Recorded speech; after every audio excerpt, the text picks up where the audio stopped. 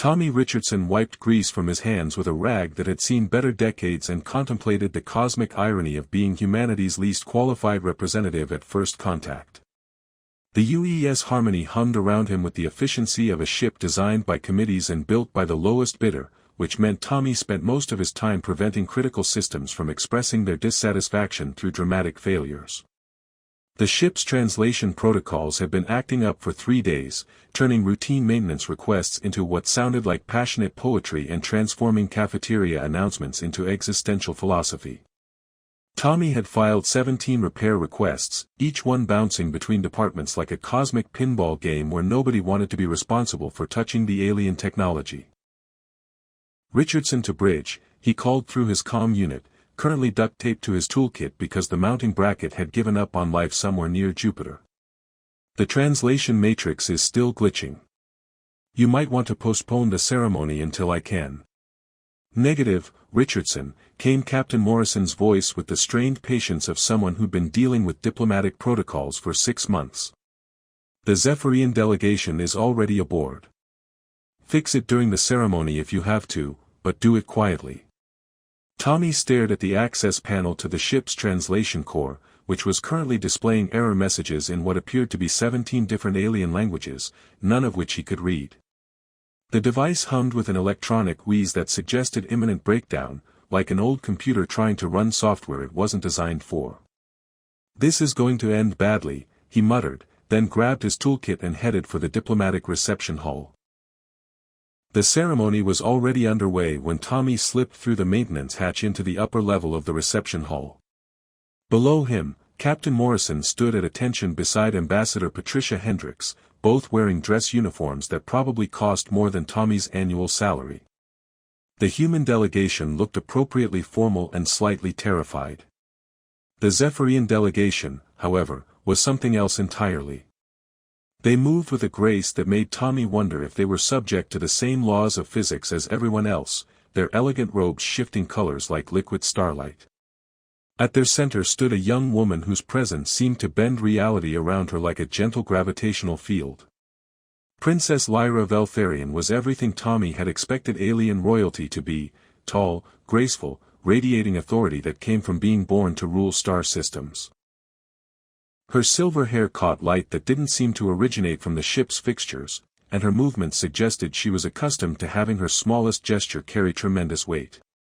What Tommy noticed immediately were her ears, which swept back from her temples in elegant points that somehow made her look both otherworldly and oddly familiar. Ambassador Hendricks stepped forward with the careful precision of someone who'd practiced this moment in her sleep. Your Highness, on behalf of humanity, we welcome you to the UES Harmony. May this meeting herald a new era of cooperation between our peoples. The translation system dutifully converted her words into the musical tones of Zephyrian diplomatic language, and Princess Lyra responded with what sounded like formal acceptance. Tommy watched from his perch, tools ready to intervene if the system started producing interpretive dance instead of actual translation. That's when everything went sideways. The translation matrix chose the precise moment to emit a sound like electronic death, followed by a cascade of sparks that would have been impressive if they weren't coming from critical diplomatic equipment. Tommy watched in horror as the system's displays cycled through what appeared to be every language in known space before settling on something that looked like mathematical equations having an argument. Ambassador Hendricks was speaking again, probably offering the formal gift exchange, but the translation system was now producing output that sounded less like diplomatic protocol and more like cosmic static. Princess Lyra's expression shifted from polite attention to carefully controlled confusion. Tommy realized he had about 30 seconds before this became a diplomatic incident that would make textbooks for centuries. He activated his comm unit and tried to reach the bridge, but got only the electronic equivalent of a shrug from the ship's communication system. The princess was attempting to respond to whatever garbled nonsense the translator had produced, her musical voice carrying undertones that suggested she was trying to be diplomatic about not understanding a single word being said. The human delegation was beginning to show signs of panic as they realized their carefully rehearsed first contact ceremony was dissolving into babble. Tommy made a decision that would have horrified every protocol officer in the fleet. He dropped through the maintenance hatch into the ceremonial hall, landing with the graceful elegance of a sack of spare parts hitting the deck. Sorry, he said, getting to his feet and brushing dust off his work uniform. Translation systems down. Give me 2 minutes to reroute through the backup matrix. Every human in the room stared at him with expressions that suggested he'd just declared war on mathematics. The Zephyrian delegation regarded him with the careful attention usually reserved for potentially dangerous wildlife. Princess Lyra stepped forward, her pointed ears tilting slightly as she studied this unexpected addition to the ceremony. She spoke in her musical language, and Tommy waited for the translation that didn't come. Still broken, he announced to the room in general. Okay, backup plan. He pulled out his toolkit and approached the nearest translation terminal, acutely aware that he was probably committing several different types of treason. The device was clearly of Zephyrian design, all flowing curves and crystalline interfaces that hummed with barely contained energy. Richardson, Ambassador Hendricks hissed, "What are you doing?" "Fixing the problem," Tommy replied, popping open the device's access panel with the casual confidence of someone who'd been troubleshooting alien technology for 6 months. "These things run on harmonic resonance principles. If you adjust the frequency modulation and recalibrate the linguistic matrix." He made several adjustments that would have given the engineering department nervous breakdowns, then activated the system. The translation device hummed to life with a sound like satisfied electronics. "There we go," Tommy said, turning to face Princess Lyra with the pleased expression of someone who just solved a practical problem. "Hey babe, sorry about that. Should work fine now." The words left his mouth before his brain caught up with what he was saying.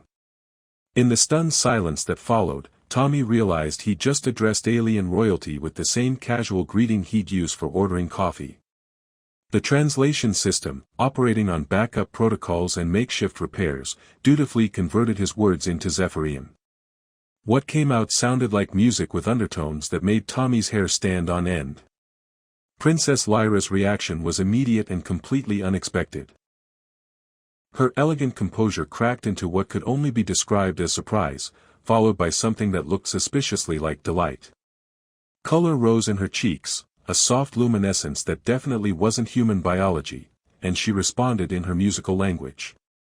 The translation came back as, "Yes baby." The diplomatic reception hall fell into the kind of silence usually reserved for funeral services and exam rooms. Tommy stared at the princess, who was looking at him with an expression he couldn't begin to interpret. Ambassador Hendricks appeared to be having some kind of breakdown, while Captain Morrison looked like he was calculating whether the ship had enough escape pods for everyone. "Did she just?" Tommy started. "The translation protocols," Ambassador Hendricks said weakly, "appear to be interpreting casual conversation as formal courtship language." Princess Lyra spoke again, and the translation system cheerfully announced, "The human's direct approach to problem-solving is refreshing." His informal address suggests either incredible courage or delightful insanity. "Mostly insanity," Tommy admitted. The princess's response translated as, "How wonderfully honest. I find his authenticity charming." Tommy looked around the room, where both human and Zephyrian delegations were watching this exchange with expressions ranging from horror to fascination. He'd somehow turned first contact into what sounded like a cosmic dating show, and Princess Lyra seemed to be enjoying every minute of it. "Your Highness," he said carefully, "I should probably apologize for." "Please don't," came the translation of her response. "It's been centuries since anyone addressed me without fear or excessive formality. Your irreverence is quite refreshing." Captain Morrison stepped forward with the expression of someone trying to salvage a situation that had already achieved legendary status for all the wrong reasons. "Princess Lyra, please accept our apologies for Engineer Richardson's unconventional introduction." The princess tilted her head, those pointed ears catching the light as she considered this. Her response came back as, "Is it customary for humans to apologize for displaying personality?" How curious. Tommy found himself smiling despite the diplomatic catastrophe unfolding around him. "Not usually, no. We generally save the apologies for when we break something important." And have you broken something important? Probably about 6 different treaties and my chances of keeping this job, Tommy replied honestly.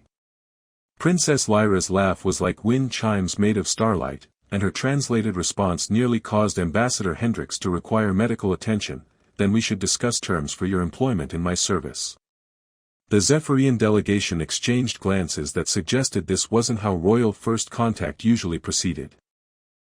The human delegation looked like they were watching their careers dissolve in real time. Your Highness, one of the Zephyrian advisors said, his translation coming through as stern diplomatic concern, perhaps we should proceed with the formal ceremonies.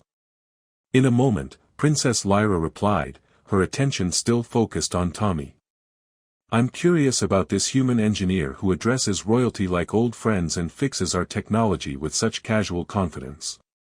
Tommy realized he was standing in the middle of an interspecies diplomatic incident that had started because he'd called an alien princess, babe, and somehow escalated into what sounded like a job interview conducted through malfunctioning translation software.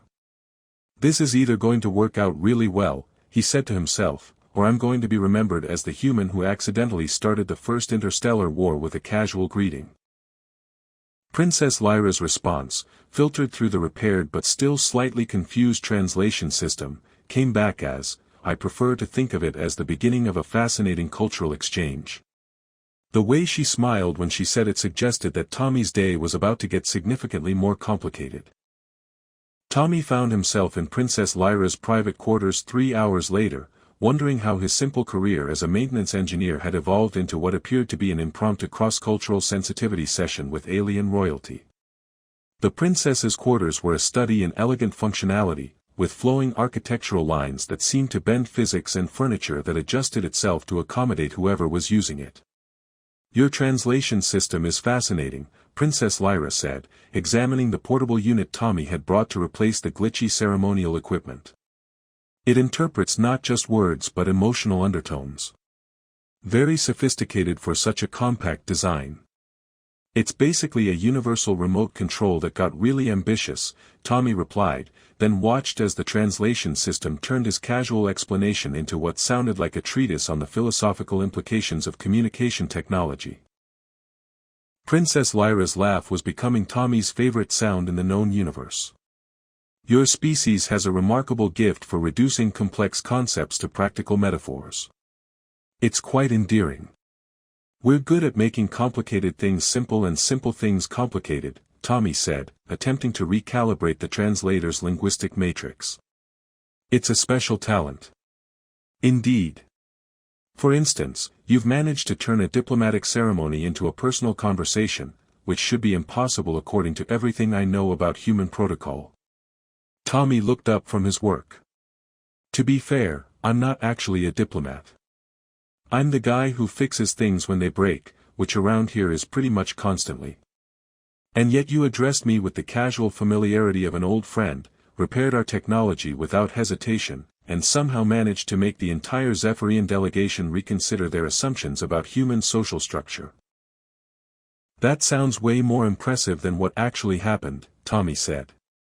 What actually happened was I panicked and defaulted to treating you like a normal person instead of a walking political incident. The translation system processed this and apparently decided that Tommy's honesty required musical accompaniment, because his words came out in Zephyrian with harmonious undertones that made Princess Lyra's ears perk up with interest. A normal person, she repeated thoughtfully. No one has treated me like a normal person since my coronation ceremony 15 years ago. It's refreshing. 15 years. Tommy paused in his work. How old were you when you became princess? 12, by your calendar.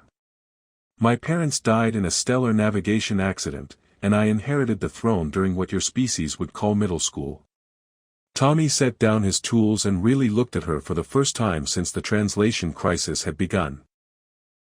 Princess Lyra was probably close to his own age, but there was something in her eyes that spoke of decisions made far too early and responsibilities that should have belonged to adults. That's rough, he said simply. I was worried about math tests when I was 12. You were running star systems. Running is perhaps too strong a word. I had advisors for the first several years. But yes, the transition was challenging. The translator was behaving itself now, carrying the undertones of old loneliness in her voice. Tommy felt something shift in his perception of the elegant, otherworldly woman sitting across from him. Underneath the royal bearing and the pointed ears and the ability to make furniture rearrange itself with a gesture, Princess Lyra was someone who'd grown up too fast and probably hadn't had many opportunities to just be herself. "Is that why you liked the 'hey babe' thing?" he asked. "Because it wasn't formal?" "Partly. But also because you seemed genuinely pleased to see me, not because I could do something for you or because protocol demanded it. When was the last time someone greeted you with uncomplicated friendliness?" Tommy considered this. "This morning, when Jenkins from engineering asked if I wanted coffee." "But I see your point. Jenkins from engineering sounds delightful. He makes terrible coffee but he's a good guy. You'd like him. He also treats everyone exactly the same, regardless of rank or species or how many star systems they control." Princess Lyra was quiet for a moment, her fingers tracing patterns on the arm of her chair that seemed to make the surrounding air shimmer slightly. "Tell me about your work, Tommy. What does a maintenance engineer do aboard a diplomatic vessel?" "Mostly I keep things from falling apart," Tommy said, returning to his calibration work. "The coffee makers, the air recycling systems, the artificial gravity generators, the translation equipment that randomly decides to turn breakfast orders into epic poetry. You maintain the infrastructure that allows everything else to function." "Pretty much. It's not glamorous, but somebody has to make sure the toilets flush and the lights turn on when you flip the switch."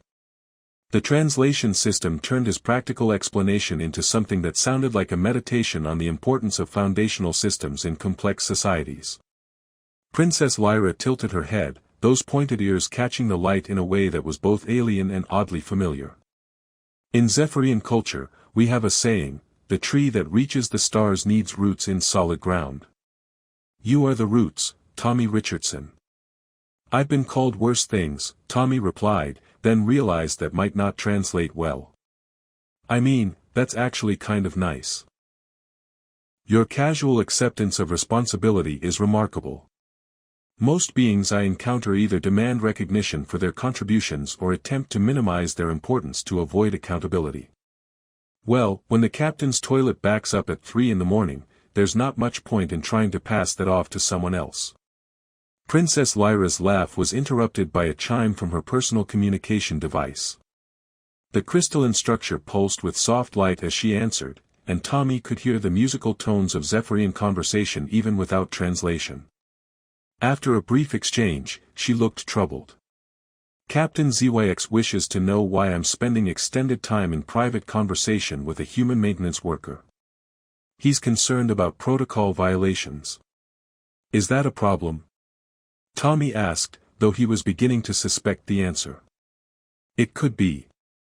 Zephyrian royal customs regarding interaction with foreign nationals are complex. Extended private conversations typically indicate either diplomatic negotiations or personal interest, both of which have specific protocols. And casual conversation while fixing translation equipment doesn't fit into either category. Not according to traditional interpretations, no." Tommy considered this while making final adjustments to the translator. "What if we made it fit? I mean, this is pretty clearly a cultural exchange. I'm learning about Zephyrian customs, you're learning about human engineering principles. Educational purposes. An interesting interpretation. Though I should mention that Captain ZYX is extremely protective of royal protocol. He's been my chief of security since my coronation, and he takes his responsibilities very seriously." "How seriously?" Princess Lyra's expression suggested Tommy might not like the answer. "He once challenged a Terran ambassador to single combat because the man reached for a ceremonial artifact without permission." "Did he win?" "The ambassador spent 3 months in a medical facility. ZYX considers it a diplomatic success because no lasting damage was done and the treaty negotiations proceeded smoothly afterward." Tommy finished his work on the translator and tested the system. It hummed with the satisfied sound of properly functioning technology, no longer threatening to turn routine conversations into accidental marriage proposals. "There," he said. "Translation systems working perfectly now. No more diplomatic incidents caused by mechanical failures." "Thank you, Tommy. Your technical expertise is impressive, but I confess I'm even more grateful for the conversation. It's been pleasant to speak with someone who treats me like a person rather than a political entity." "You are a person," Tommy said. "A person who happens to rule star systems and have really cool ears, but still a person." The translation system carried his words with undertones of simple sincerity, and Princess Lyra's response was soft enough that Tommy almost missed it. "I had nearly forgotten that." Before Tommy could respond, the door to Princess Lyra's quarters announced an incoming visitor with a melodic chime that somehow managed to sound urgent. The princess straightened, her casual demeanor shifting back into royal composure with practiced ease. "That will be Captain ZYX, she said. "I should warn you that he may find your presence here irregular." The door opened to admit a tall Zephyrian male whose bearing suggested he was accustomed to being the most dangerous person in any given room. His pointed ears were set at an angle that conveyed permanent alertness, and his eyes held the kind of focus that came from years of protecting someone whose death would destabilize entire star systems. Captain ZYX spoke in rapid Zephyrian, his tone carrying clear concern and what sounded like barely controlled irritation. The translator converted his words, "Your Highness, the human delegation is requesting your presence for the continued ceremonies." They seem concerned about the extended delay. "Of course," Princess Lyra replied smoothly. Engineer Richardson was resolving the translation difficulties. "The equipment is now functioning properly." Captain ZYX's gaze shifted to Tommy, who was suddenly very aware that he was alone in alien royal quarters with no backup and no particularly good explanation for why he'd spent the last 3 hours chatting with a princess like they were old friends.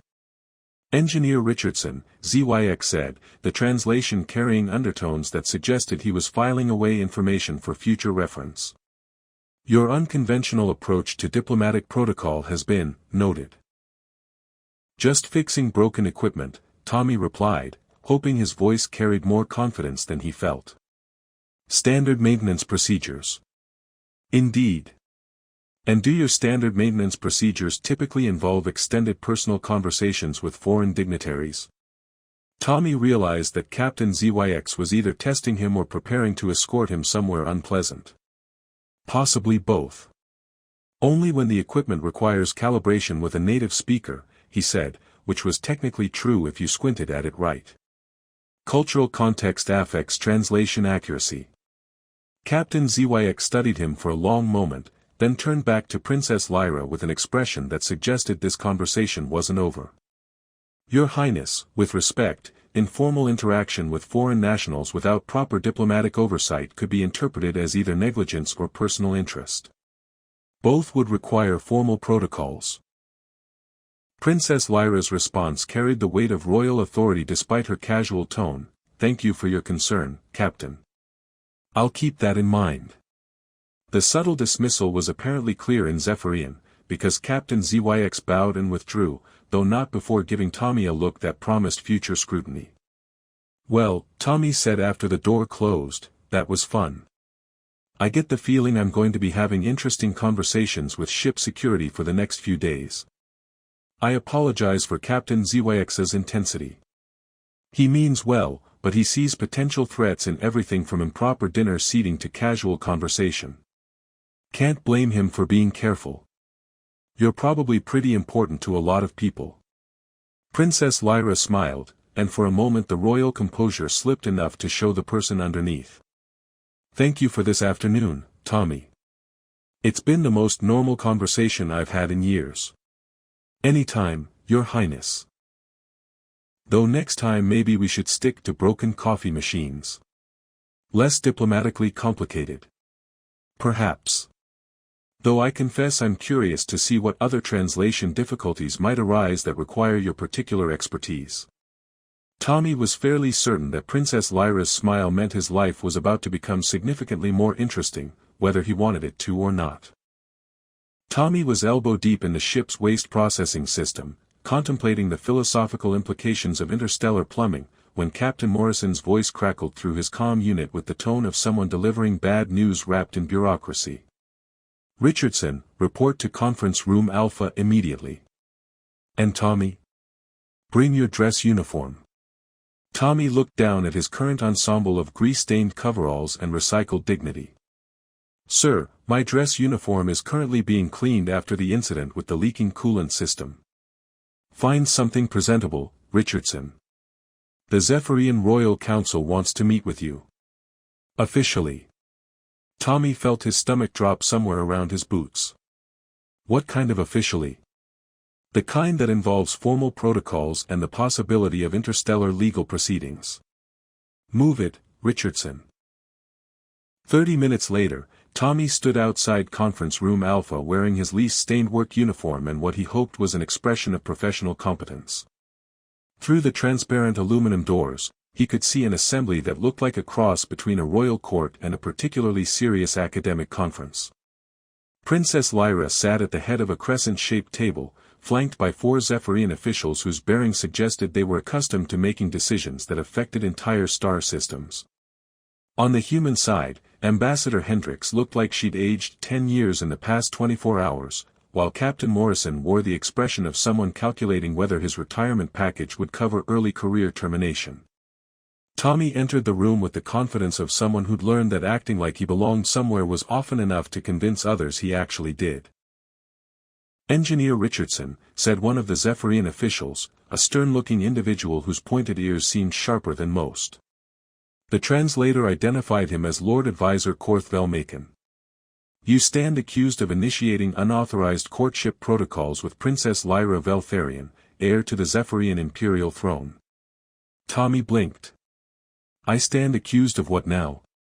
"Your casual address of Her Highness, followed by extended private conversation and repeated informal interaction, constitutes formal courtship initiation under traditional Zephyrian law," Lord Advisor Korth continued with the precision of someone reading from a legal document. "Such actions carry significant diplomatic and personal consequences." "I was fixing translation equipment," Tommy protested. "There was no courtship anything. I called her, babe, because the translator was broken and I was trying to be friendly." Princess Lyra spoke for the first time since Tommy had entered the room. "The distinction between intention and cultural interpretation is at the heart of this matter. Under Zephyrian custom, the specific words and actions you've taken constitute formal romantic interest, regardless of your original intent." "But that's insane," Tommy said, then immediately regretted his choice of words when every Zephyrian in the room stiffened slightly. "I mean, that seems like it could lead to a lot of misunderstandings." "Indeed it could," said another official, introduced as Minister Lythe Siorthalen. "Which is why such protocols typically include verification trials to determine the sincerity and worthiness of the suitor." Ambassador Hendricks leaned forward with the desperate hope of someone grasping at diplomatic straws. "Surely we can resolve this through formal apology and cultural education." Engineer Richardson meant no disrespect. "The issue," Lord Advisor Korth interrupted, "is not disrespect, but rather the activation of ancient customs that cannot be simply dismissed. The courtship protocols have been formally initiated. They must now be completed or formally rejected according to traditional law." Tommy looked at Princess Lyra, who was maintaining perfect royal composure while her eyes suggested she was as surprised by this development as everyone else. "What exactly do completion or rejection involve?" "Completion requires the suitor to prove his worthiness through a series of traditional trials demonstrating mastery of harmonic resonance manipulation, stellar navigation prowess, and emotional harmony with cosmic forces," Minister Lythe explained. "Successful completion results in formal betrothal." "And rejection?" "Formal rejection by the princess would require public declaration of the suitor's unsuitability, typically involving detailed explanation of character flaws and cultural incompatibility. This tends to be rather devastating to all parties involved." Tommy realized he was trapped in a scenario that made chess look like tic-tac-toe. "What about option 3, mutual agreement that this whole thing was a giant misunderstanding and we all pretend it never happened?" The silence that followed suggested that option 3 was not part of traditional Zephyrian law. The trials, Princess Lyra said quietly, are designed to determine genuine compatibility between individuals of different cultural backgrounds. They're actually quite reasonable, in principle. In principle being the key phrase, Tommy muttered. Lord Advisor Korth produced what appeared to be a crystalline tablet that hummed with barely contained energy. The first trial involves demonstrating mastery over harmonic resonance manipulation. The candidate must achieve perfect synchronization with Zephyrian quantum frequencies while maintaining individual consciousness. Right. Quantum frequencies. No problem. Tommy looked around the room hopefully. Anyone want to explain what that actually means? Princess Lyra's expression shifted to something that might have been sympathy mixed with professional interest. It's essentially a test of your ability to work with our technology and cultural patterns without losing your own identity. Most candidates attempt to achieve this through meditation and psychic harmonization. Most candidates probably have psychic abilities, Tommy pointed out. True. Though the trials are meant to test compatibility, not specific capabilities. Your approach would likely be different from traditional methods. Tommy considered this. Different how? Well, you fixed our translation system using percussive maintenance and practical engineering principles. You might approach the quantum frequency test the same way. You want me to hit your quantum frequencies with a wrench? I want you to solve the problem using whatever method makes sense to you, Princess Lyra replied. The trials aren't about becoming Zephyrian.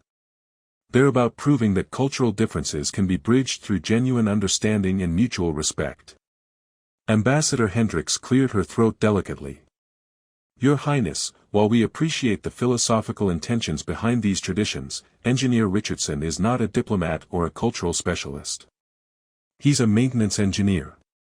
Which is exactly why this is so fascinating, Princess Lyra said, her composure cracking enough to show genuine enthusiasm. Traditional courtship trials are designed for Zephyrian nobles who've spent their lives studying our customs and technologies. Tommy approaches problems from a completely different perspective. I'm genuinely curious to see how he'd handle challenges that have been standardized for centuries. Lord Advisor Korth looked like he'd swallowed something unpleasant. Your Highness, these are ancient traditions, not experimental research opportunities. Are they? Or are they exactly the kind of adaptive thinking we need for successful interspecies relations? Princess Lyra's voice carried the subtle authority that came from being raised to make decisions that affected entire civilizations. If our customs can't accommodate new perspectives, how can we expect to build lasting alliances with other species? Tommy found himself impressed by the princess's diplomatic skill, even as he realized she was essentially volunteering him for what sounded like cosmic hazing.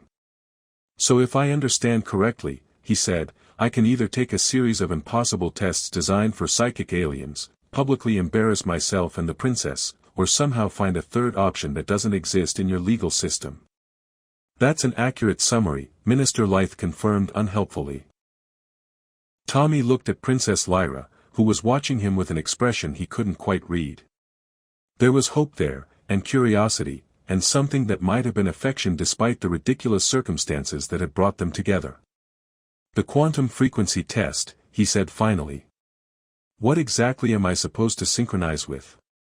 Princess Lyra smiled, and Tommy realized that whatever happened next, it was going to be memorable.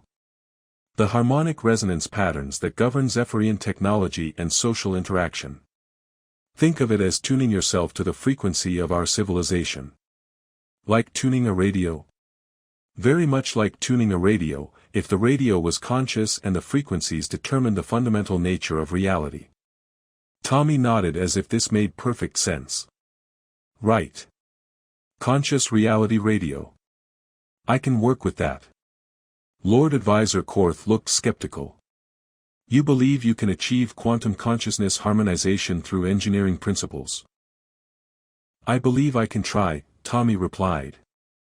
And if I fail spectacularly, at least it'll be educational for everyone involved. Princess Lyra's laugh was like music designed to make impossible situations seem manageable.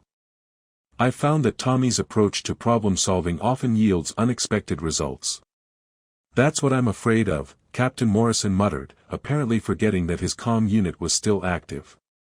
The Zephyrian officials exchanged glances that suggested they were either witnessing the beginning of a fascinating cultural experiment or the end of their diplomatic careers. Very well, Lord Advisor Korth said with the resignation of someone accepting the inevitable. The first trial will commence tomorrow at the traditional hour. Engineer Richardson, I suggest you prepare yourself for an experience unlike anything in human history. Story of my life lately, Tommy replied. As the meeting dispersed, Princess Lyra approached Tommy with an expression that mixed royal duty with personal concern. Tommy, you don't have to do this. I could formally reject the courtship and cite cultural incompatibility. It would be embarrassing, but it wouldn't reflect poorly on your character. Tommy looked at this remarkable woman who'd somehow become the most interesting person in his life through a combination of broken equipment and cosmic bureaucracy. Would you want to reject it? I mean, if circumstances were different and we weren't dealing with diplomatic incidents and ancient laws and trials that might kill me? Princess Lyra was quiet for a moment, her pointed ears catching the light as she considered his question. No, she said finally. I wouldn't want to reject it. You're the first person in years who's treated me like someone worth getting to know rather than someone worth impressing or manipulating. Then I guess we're doing this, Tommy said. How hard can quantum consciousness harmonization be? The expression on Princess Lyra's face suggested he was about to find out.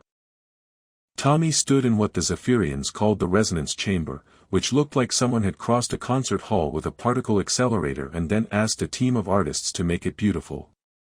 Crystalline structures hummed with barely contained energy, their surfaces reflecting light that seemed to come from dimensions he couldn't see.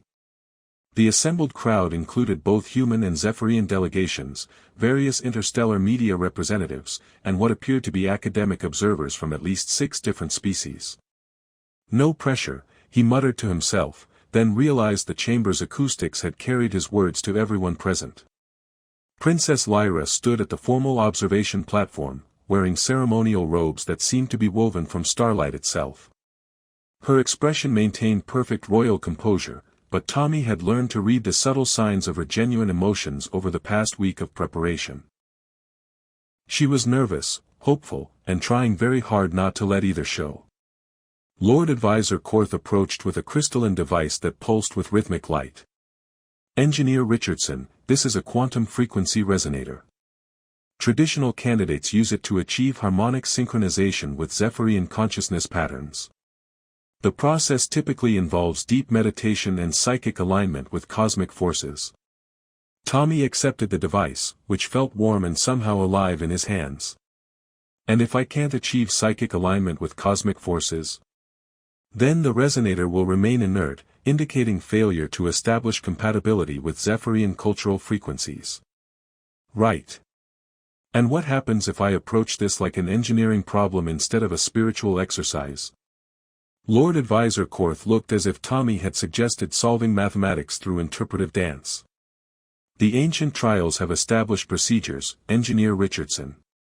Innovation is not typically encouraged. But innovation isn't forbidden either, Princess Lyra interjected from her platform, her voice carrying the subtle authority that made Zephyrian officials reconsider their assumptions. The trials test compatibility and understanding, not conformity to specific methodologies. Tommy grinned up at her. Thanks, babe. I was hoping you'd see it that way. The casual endearment, translated through the ceremonial chamber's enhanced audio system, caused a ripple of reaction through the assembled observers. Several Zephyrian officials looked scandalized, while the human delegation appeared to be reconsidering their life choices. Princess Lyra's composure cracked just enough to show a smile that made Tommy's heart do interesting things that probably violated several laws of physics. Right, Tommy said, turning his attention to the quantum resonator. Let's see what we're working with here. He examined the device with the same methodical approach he used for any unfamiliar technology. The crystalline structure hummed with energy patterns that reminded him of the ship's fusion reactor, if the fusion reactor had been designed by beings who understood the fundamental nature of reality better than humans did. Harmonic resonance, he mused aloud. That's just frequency matching, right? Like tuning instruments to play in harmony. In the most basic sense, yes, Princess Lyra replied. Though the frequencies involved are quantum consciousness patterns rather than simple acoustic vibrations. But frequency is frequency, Tommy said, his engineer's brain engaging with the problem. Whether it's sound waves or quantum patterns, the principle is the same. You need to identify the target frequency and match it without losing your own signal. He closed his eyes and focused on the device, not trying to achieve mystical enlightenment but simply listening to the electronic signature it was broadcasting. Years of troubleshooting equipment had taught him to recognize the subtle variations in energy patterns that indicated proper function versus malfunction. The quantum resonator was definitely functional, humming with complex harmonics that seemed to shift and evolve like a living composition. Tommy began to understand what the trial was actually testing. It wasn't about becoming Zephyrian or abandoning his humanity. It was about finding a way to harmonize different frequencies without drowning out either one. Like a duet, he said suddenly. You don't want both singers to sound identical. You want them to complement each other. He opened his eyes and looked at the device again, this time seeing it as a sophisticated audio mixer rather than mystical alien technology. The crystalline structure contained multiple frequency generators, each one representing different aspects of Zephyrian culture and consciousness. The challenge was to add his own frequency to the mix without disrupting the overall harmony. Tommy began making small adjustments to the device, treating it like a complex stereo system that needed fine-tuning. He wasn't trying to change the Zephyrian frequencies or force them to match human patterns. Instead, he was looking for the spaces between their signals where his own consciousness could fit naturally. The resonator's hum began to change, taking on new harmonics that weren't quite human and weren't quite Zephyrian. The assembled observers watched in fascination as the device started producing music that had never existed before, a complex composition that combined the mathematical precision of Zephyrian consciousness patterns with the chaotic creativity of human thought. Remarkable, Lord Advisor Korth murmured, his usual stern demeanor replaced by genuine scientific curiosity. He's not attempting to synchronize with our frequencies. He's creating a new harmonic structure that incorporates both consciousness types. Princess Lyra's smile was radiant enough to power small spacecraft. That's exactly what I hoped he would do. The resonator's glow intensified, and Tommy realized he was genuinely enjoying himself. This wasn't the mystical challenge he'd expected, but a fascinating puzzle involving the intersection of technology and consciousness. He made a few more adjustments, fine-tuning the harmony until the device was singing with a complexity that made everyone in the chamber stop and listen. Trial completed, announced Minister Lythe, though he sounded somewhat surprised by his own declaration. Engineer Richardson has successfully demonstrated harmonic resonance with Zephyrian consciousness patterns while maintaining individual identity integrity. The second trial involved stellar navigation prowess, which Tommy approached by treating the cosmic positioning system like the galaxy's most complicated GPS unit. His solution involved cross-referencing gravitational signatures with dimensional coordinates, a method that was apparently completely wrong according to traditional Zephyrian techniques and completely successful according to the navigation computer. The third trial, emotional harmony with cosmic forces, initially seemed like the most impossible challenge until Tommy realized it was essentially a compatibility test disguised as mystical nonsense. Instead of trying to commune with the universe, he focused on his genuine feelings for Princess Lyra and let those emotions speak for themselves through the trial's empathic monitoring systems. The results, according to the translated readouts, indicated unprecedented emotional authenticity and remarkable capacity for cross-species affection despite complete lack of formal training in cosmic harmony techniques. Well, Tommy said as the final trial concluded, that was either the most successful cultural exchange in galactic history or the most elaborate way anyone's ever been told they passed a pop quiz. Lord Advisor Korth consulted his crystalline tablet with expressions that suggested he was recalculating everything he thought he knew about interspecies compatibility. Engineer Richardson, your approach to the traditional trials has been unconventional. However, the results indicate successful completion of all requirements for formal courtship validation. Meaning what, exactly? Princess Lyra stepped down from the observation platform, her ceremonial robes trailing starlight as she approached Tommy with a smile that made the entire resonance chamber seem brighter. Meaning, she said, that according to Zephyrian law, we are now formally betrothed.